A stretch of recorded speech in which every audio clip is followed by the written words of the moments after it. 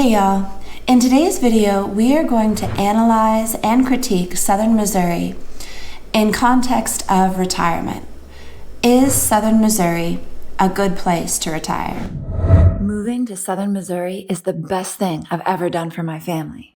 Some of these criteria are going to be pretty traditional and things that you've probably heard people talk about when talking about retirement and locations for retirement. But some of them are a little bit unique, and I think that they are really important factors though, and I think that they should be included in the conversation of retirement. So in that criteria, we are going to talk about taxation rates, we're going to talk about cost of living, we are going to talk about healthcare, we are going to talk about neighbors. We're going to talk about a diversity of ages, which I may have to explain why that I think is important. We're going to, of course, talk about good climate. We're going to talk about access to high quality food, like farm to table food. We're going to talk about the natural beauty and attractions, right, and entertainment, but also the accessibility. For instance, there's a lot of states that have either state or federal lands, but how accessible are they? Are there trail systems?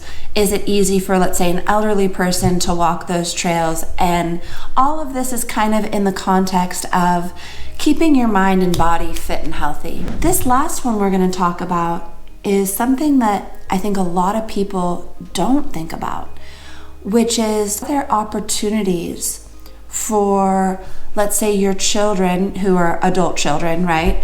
And their families, right? So your children and their grandchildren to follow in your footsteps, follow your move and thrive with the economy and, you know, all the different aspects of community and culture that they would need to raise their families, so that in hopes that you could have something multi-generational. So you guys, for all of these criteria, I just came up with a random numbering system with scores from 1 to 10. There's no statistical analytics that went into creating this numbering system.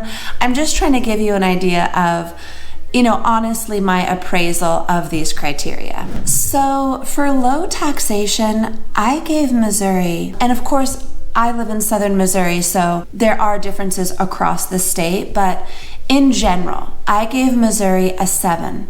Now, that is not a great score considering I moved here from California. So California, of course, would be a 1, right? But so it is a lot better than what I'm used to, but the reason why I gave Missouri a 7, which I think has room for a lot of improvement, is there is still some high taxation, especially personal property. There is retirement income tax, which I don't even think should be a thing. And we do have corporate income tax, although that is being discussed to gradually reduce. We'll see how that goes. I believe it's passed in the House and still needs to go through the Senate. And that bill would actually eliminate corporate income tax within a handful of years. So it's really hard to calculate. They try to act like it's not, but it is.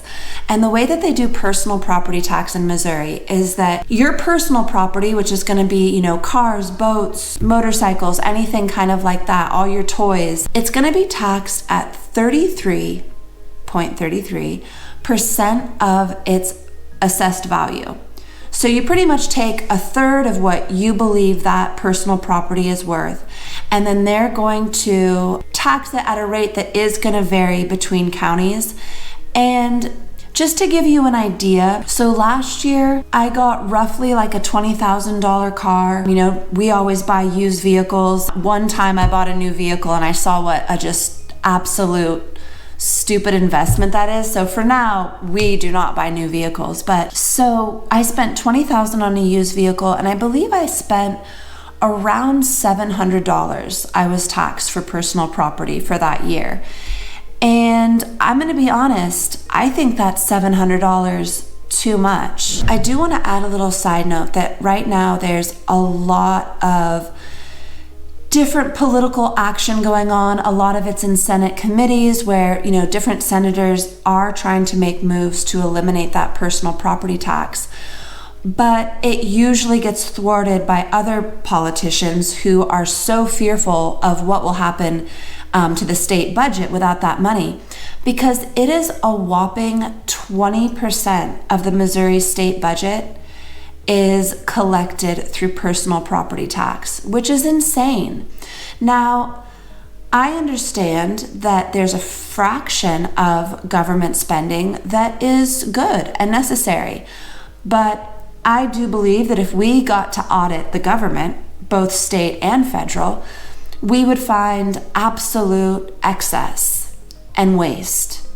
And so I believe what we really need is we need to probably audit each state, meaning that we need to audit Missouri and maybe help them see how that they can cut spending just like we've all had to in more of a recessionary time. And I think it's something they just need to accept, because personal property tax is inexcusable. And worst of all is, in Missouri, the government does tax retirement income.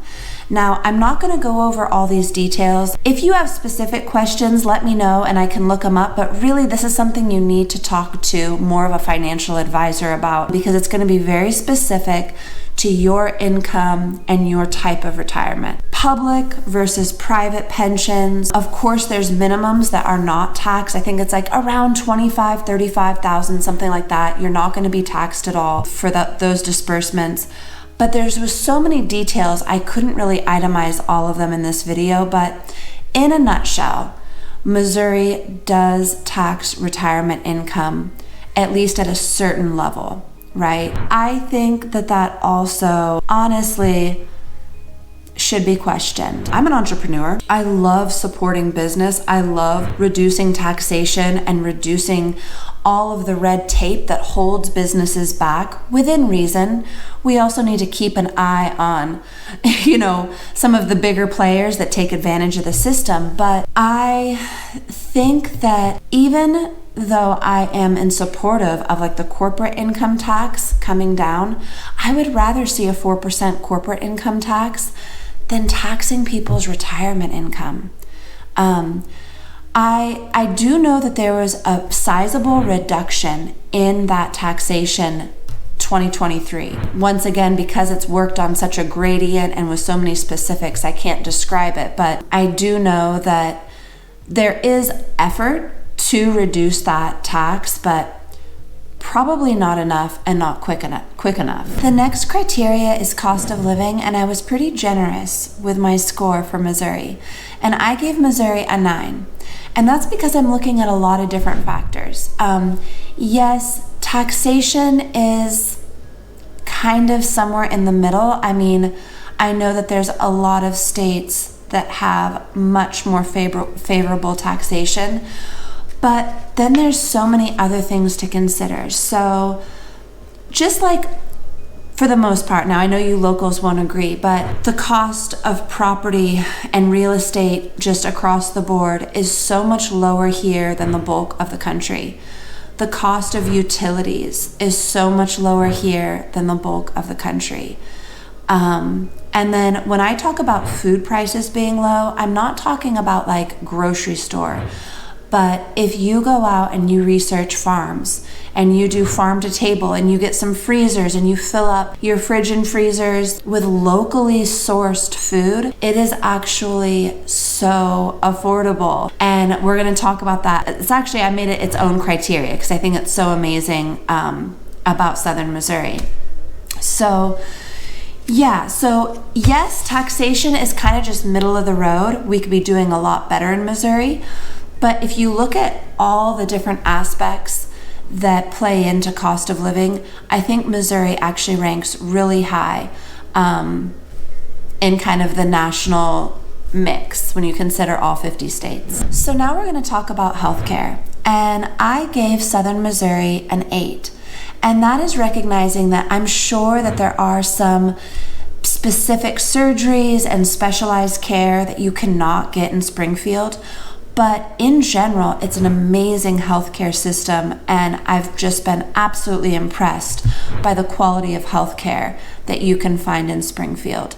In fact, I even went and sought out healthcare in St. Louis thinking, oh, it's going to be so much better than Springfield, and it wasn't. So I'm a big fan of healthcare in Springfield. I think that it is, for the most part, and most families, it's all you're going to need, and you won't have to travel out of the area for anything else. And as a side note, I just want to say, I know that especially for elderly populations, that there's, certain diseases and ailments that are happening more and more, and people are really concerned about them, and they want to make sure that they have specialized care for those. And two that I hear obviously a lot about is oncology and cardiac care. And I truly believe that Springfield is a great place for both of those. And I also want to say what makes Springfield so special is it's both Western traditional medicine and alternative medicine. And what's so cool is you could do either path, I believe, and get great care. And if you're interested more, I do talk about it briefly in my videos about Springfield healthcare. Another criteria I came up with is neighbors. I think it's actually really important, and sometimes we get too individualistic in America and we forget how important that is. And in some states, you don't know your neighbors, and so you really don't know how important that is. But it's amazing here, and so I give Southern Missouri a 10. A 10 for amazing neighbors. Now, that's not to say that there aren't some bad neighbors, but my husband and I, we joke that we don't shop for property first, we shop for neighbors. And it's a joke, but kind of true, because honestly, it's such an asset. And why would this be important for retirees? Because you can lean on good neighbors, and that's huge. Just one of so many examples I couldn't even begin. Just the other day we had torrential rain. We got like 5 inches of rain in like 2 days or something. It was a lot. And our road washed out. We had just rocked it recently too. It was such a bummer. And our neighbor came without asking, and he had his tractor out there and was fixing our road. And that's what I'm talking about. That is the quality of neighbor that I'm talking about. And then if you go out to California to some people I know that are still there, not only will their neighbors not help them, they won't help them if they offer to pay them money. It's just such a different climate. So you might be curious why I chose a criteria that is diversity of ages. Now, hear me out. A lot of retirees look for retirement communities. And although I think that there's benefits to that because they're quiet, maybe they're more affluent, and they're going to make sure to hit all of the desires of retirees. Maybe there's going to be good restaurants, or there's going to be a great theater, or whatever. But retirees are going to be thought of in that planning of that location. And I get that. Here's what I think though. I'm more of a holistic kind of thinking person. And I think that you should have a diversity of ages around you so that you can, let's say, hire a neighboring young person that lives next door to help you out. I think in so many retirement communities, especially like if you look at Florida, they rely on immigrant labor, a lot of it illegal immigrant labor, because there's not, in some of those towns, those retirement towns, there's not a diversity of ages. And wouldn't it be cool if we had that diversity and we were supporting multiple generations and supporting Americans, instead of having this kind of really artificial thing where you have like these towns of just retirement age people. I mean, the overwhelming majority, right? And then you just have like a working class that supports that population. And I just think that that's not natural. I think that we're naturally supposed to be, all mixed together with a diversity of ages so that we can all support each other, because we all have different benefits and assets that we bring to the table. So for that criteria regarding diversity of ages, I give Southern Missouri an 8. And just like everywhere, we do have a big aging population. That's just kind of the nature of our demographics right now. Like, young people need to have more babies. It's just fact. But I do think that the reason why I didn't give it a lower score and I gave it an 8 is because we have so many young families moving in. And in general, the locals like have so many kids. You've got Amish and Mennonite families who like 10 kids is a small amount of kids. And then like just your like local Missourians, like 5 kids is not very many kids. And it's like, I would say 5 to 7 kids is very normal. So we do have a good like, you know, repopulation in that way. So I gave Missouri an 8 there. The next criteria is high trust, high integrity. And I couple those together. And of course we're, you know, loosely talking about a low crime area, but kind of more than that too.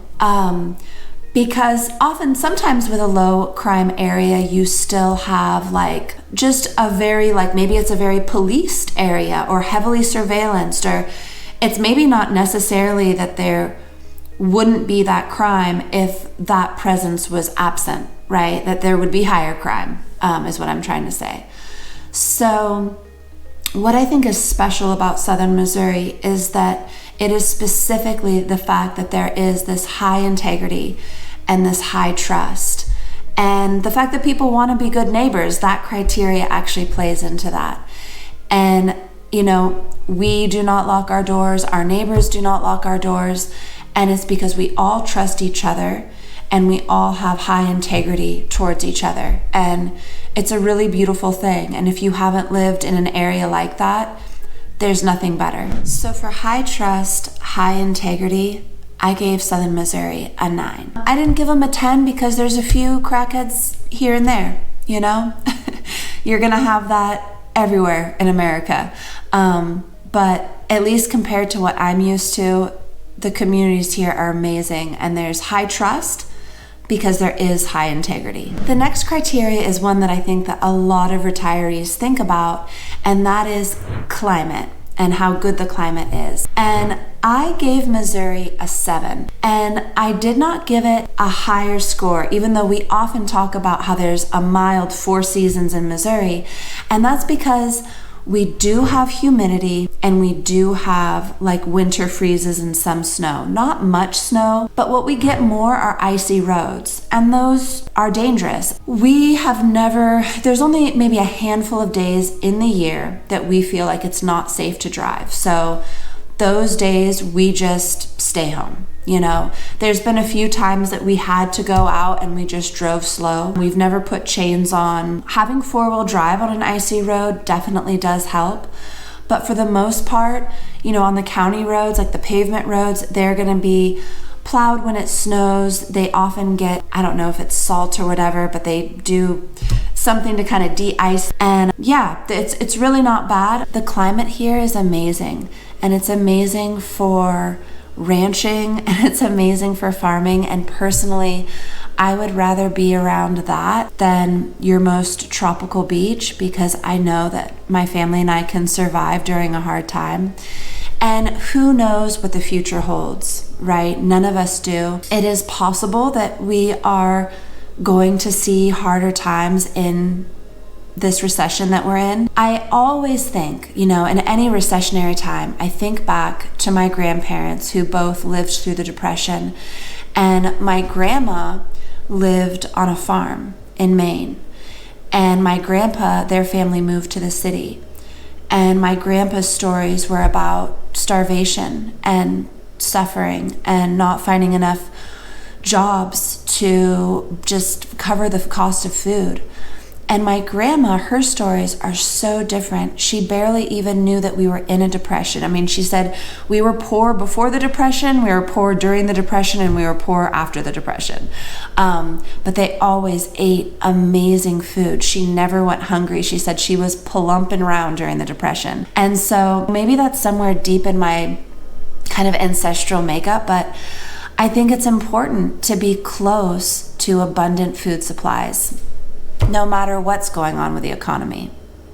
I'm also a foodie though, so there's that. Speaking of food, the next criteria is pretty much what I was just talking about, but just the access to high quality, amazing food. High quality and yet affordable, amazing food. And the only reason that we have that in Missouri is because of the proximity. There's so many ranches and farms everywhere, and they're all spread out. I mean, you'll find them in Greene County right up against the city of Springfield. So we don't have that problem like so many urban centers do, where they're totally disconnected from food. So Southern Missouri is a 10 if you love amazing, high quality, affordable food.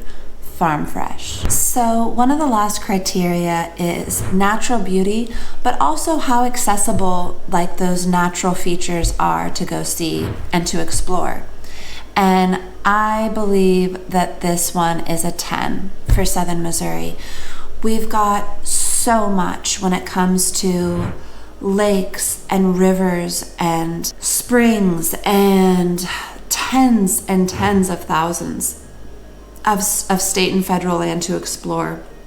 And what's so amazing here in Missouri is that you are welcome to use state land. Like, it's crazy. Like, people go and they hunt and they get firewood and they literally go get mushrooms. They do all this stuff on state land, and it's really different than the relationship I was used to of state land growing up in California. You can just go camp like wherever. It's pretty wild. And specifically for retirees and elderly people, there's just amazing trails. And when I say that, I think about Ha Ha Tonka in Camdenton County, and it's just so amazing. Like, and you don't have to do the whole loop, but like, you can walk all day on like these beautiful maintained trails. A lot of them are like smooth wooden like walkways that they made, and just absolutely amazing. And then, you know, for lake stuff too, we love kayaks and canoes. And it's just this really nice, gentle exercise. I think it would be great for an elderly person. It doesn't have to be like super aggressive and fast. You could just like gently cruise down the lake. And it's just, what an invigorating exercise to do. And as we can tell, I'm talking about getting outside, enjoying the natural beauty, and then also exercising, because I think it's something that retirees need to think about. Whatever, you know, your passion is, maybe you want to go explore caves, or maybe you're someone that loves fishing, and that's something that you're going to do more than just going out enjoying the natural beauty. Like, you're going to eat it at the end of the day. There's so much to do in Missouri, and I think that it's a great place to thrive and to maintain health, you know, and I think that that's something that retirees need to think about, because everyone knows that, you know, the recliner chair is like 1 foot in the grave, you know, and really, we all got to fight that. We got to fight the recliner and the TV shows in the daytime. We all got to do it for the future, for a better tomorrow. So the last criteria I'm going to talk about is something that is maybe a little bit unusual. I haven't really heard it talked a lot about, but I think it's something really important to consider. And that is, when you're getting ready to retire and you're looking for a new place for that final epoch, is it a place that's favorable for other family members and other generations to move and follow you and follow in your footsteps? Or is it a place where like really no other younger generations could survive?